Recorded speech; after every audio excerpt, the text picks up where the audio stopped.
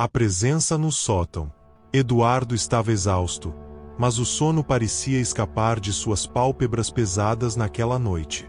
A casa, com suas paredes envelhecidas e rangidos constantes, já não lhe transmitia a paz que ele tanto almejava.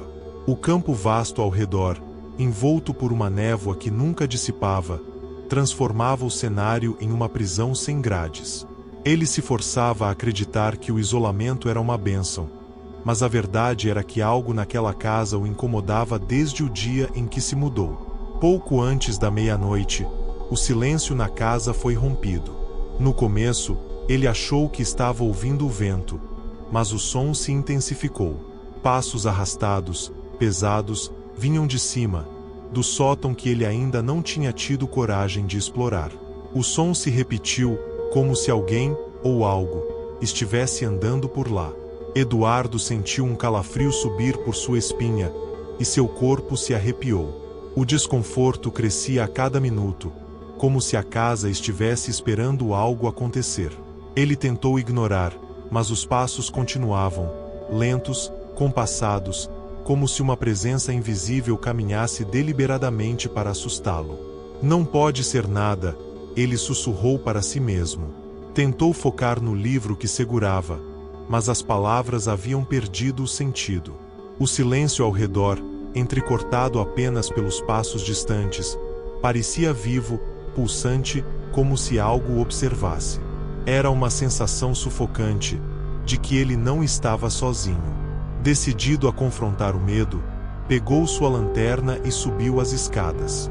As luzes piscavam conforme ele avançava, cada degrau rangendo alto no vazio. Quando chegou ao topo, percebeu que a porta do sótão estava entreaberta. Seu coração acelerou. Ele nunca havia deixado aquela porta aberta. Com um tremor nas mãos, empurrou a porta com cuidado. A madeira rangeu como se estivesse viva, e o cheiro de mofo tomou conta do ar. Lá dentro, a escuridão era quase sólida, e Eduardo mal conseguia ver além da luz fraca da lanterna. As sombras pareciam se mover nas paredes, como se algo estivesse se esgueirando nas bordas da realidade. "Tem alguém aí?" ele perguntou, sua voz saindo mais trêmula do que esperava. Nenhuma resposta.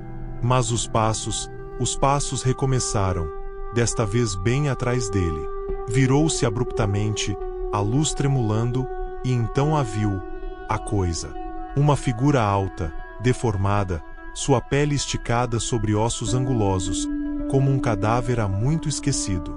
Os olhos eram dois abismos negros, que pareciam sugar toda a luz ao redor. Seu sorriso era uma linha fina de dentes afiados, completamente inumanos. Eduardo tentou gritar, mas sua voz foi sufocada pelo terror puro. Ele recuou, batendo contra uma pilha de caixas antigas.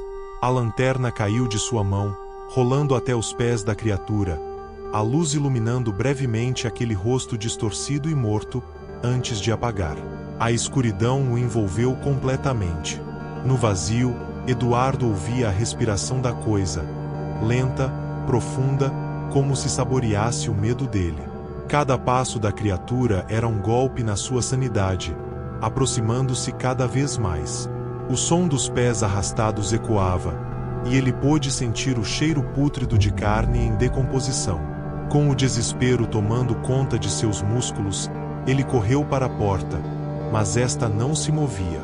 Era como se o sótão o tivesse aprisionado, e os arranhões desesperados de suas mãos na madeira apenas aumentavam sua angústia. Sentiu algo tocar seu ombro, gelado, como o toque da morte. Ele se virou de súbito, mas não havia mais nada. A casa estava mergulhada em um silêncio aterrador. Seus olhos, agora acostumados à escuridão, mal podiam distinguir as sombras que dançavam nas paredes, mas ele sabia, a coisa ainda estava lá. Ouvia sua presença, sentia sua respiração em sua nuca. Quando a porta finalmente cedeu, Eduardo despencou escada abaixo, seu corpo tomado pelo medo absoluto. Ele correu para fora da casa, seus pés tropeçando na grama alta do campo. Mas, ao olhar para trás, viu a silhueta imóvel da casa na colina, envolta pela névoa eterna. E lá, na janela do sótão, 2 olhos negros o observavam, como se tivessem marcado sua alma para sempre. Ninguém jamais viu Eduardo novamente. Quem passava pela estrada solitária à noite, porém, dizia ouvir passos arrastados vindos de dentro da casa, junto a um sussurro abafado de alguém que nunca deveria ter entrado lá.